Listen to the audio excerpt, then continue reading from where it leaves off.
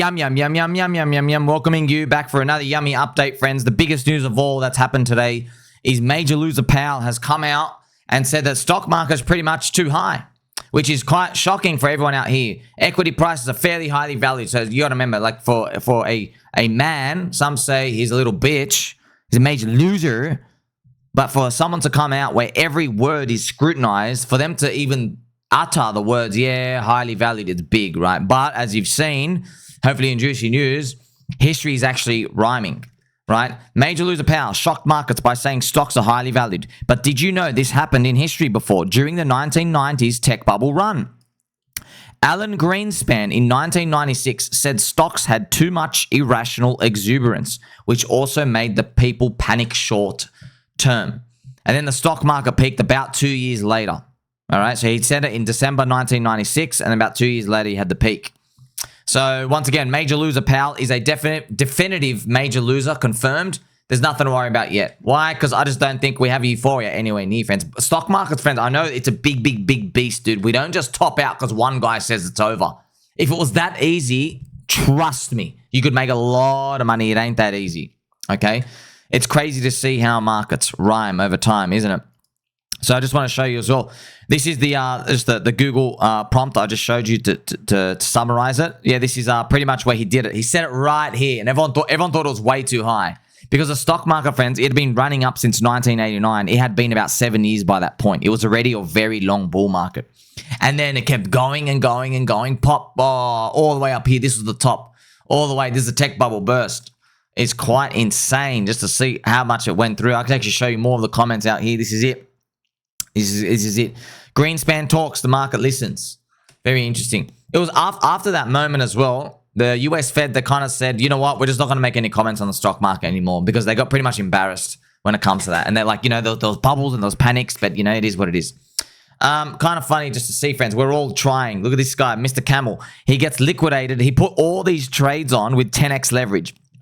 My Boomer portfolio challenge is now live. I have $1,000 leveraged across 10 Boomer coins. I generally think this is going to be a 100K account by the end of the year. Friends, all of these things got liquidated. He goes, I literally got liquidated on every single one of these trades. He put a 10x on every. Just don't do that, friends. Don't waste your time with his leverage out here. Shout out to Mr. Drop Lord, Leverage Life. Gotta try. Still here. Exactly. So, friends, that's the beauty when it comes to altcoins in spots because you can't get forced out. Okay, that's the most important. That's the most important thing of all. You can't get actually forced out. As you got to see, friends, yesterday, Conspriacy SuperCycle confirmed. Donald Trump comes out. He says the jabs are causing autism in kids, and pretty much, you know, I guess it's going to start to send all the science world in a tailspin because they're all blue-pilled cucks. A lot of these places everywhere. But we also learned as well, HoneyXBT was exposed as a crypto fraud, trading $10 positions. So HoneyXBT, friends, some Indian girl right here. I mean, friends, this is gonna be this is wild. Firstly, we don't even know if it's an Indian girl. Could be an Indian dude because there's literally no girls on the internet, especially in crypto Twitter. But friends, she's making per person $600 a year. No, actually more than that. More. She charges $50 a month to subscribe to her Twitter. We don't know how many, but yeah, she's just been grifting the whole time, been total lying the whole time. That's crypto KOLs, friends. So they actually make their money. They found her account. She's got about 300,000 US in there. It was funny. She got the Hyperliquid airdrop and she dumped it at $4 and then it went up 11x. So it's just these people don't believe in anything, friends. It's kind of funny. She's trading $10 positions. This is friends, the funniest thing ever. I'll actually show you this. Her biggest trade of her lifetime where she put the most size was she bought Ethereum at $3,050. Right. I think 3,000 and oh my gosh, where is it? Yeah. Oh gosh, it might have been right here. The biggest trade of her lifetime. She bought Ethereum at 3,050 and then she sold it $9 later at 3,041 down here. That was her biggest trade of her life. $9 difference on Ethereum. So, so many frauds, man. And yeah, she was grifting because she's a girl, maybe. People were giving her like insider ICO deals and NFT things. People just simps just handing out money to her as she made money. And then she turns out she's got like an Indian husband as well. And he's also lying too. He's trading $100 positions. So just everyone's basically been losing their minds with like just the biggest amount of frauds and stuff going on out here. And look, there's nothing wrong when it comes to these, but also what they end up finding out, they found her account. You know what she was doing, which is exactly what crypto KOLs do. She would keep longing and shorting every single wave. And then when one of them would look good, she'd close out the others and then she'd take the screenshot.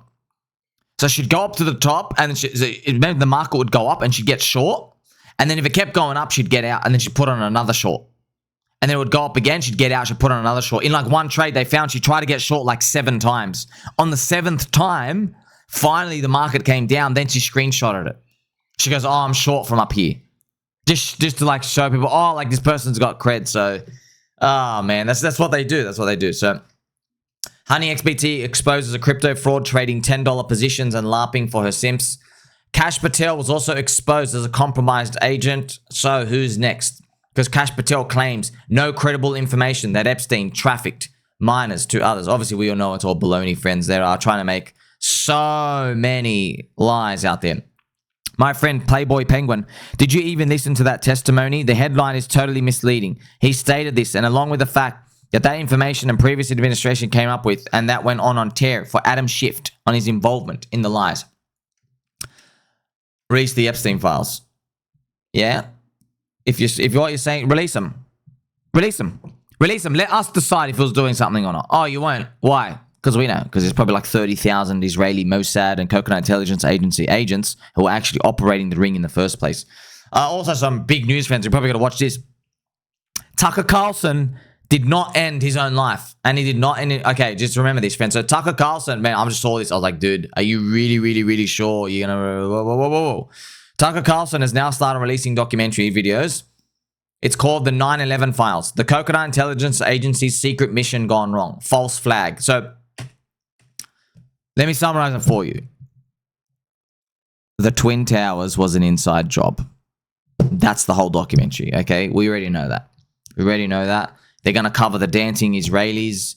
That's what, just let you know, friends, the dancing Israelis, they incriminated a lot. So, they had these random Israeli art students that came, or they were like, they after the towers fell, they were dancing and they were celebrating, they were recording, and then they were like foreign spies. So when they were interviewed, they said, "Oh, we were told to come here for an event."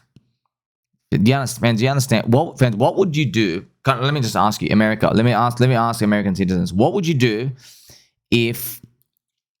Oh my God! Let's say New York, a building literally exploded. Someone bombed up one of your buildings, and it literally fell to the ground. And someone recorded 5 Chinese people.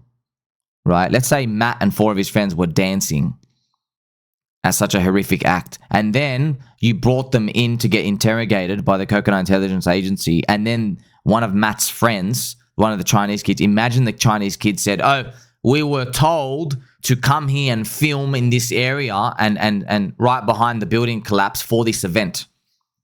A foreign agent telling you that they knew this thing was going to explode beforehand. What did the US government do? They let them go. They go, "Oh, bye-bye, go back to Israel."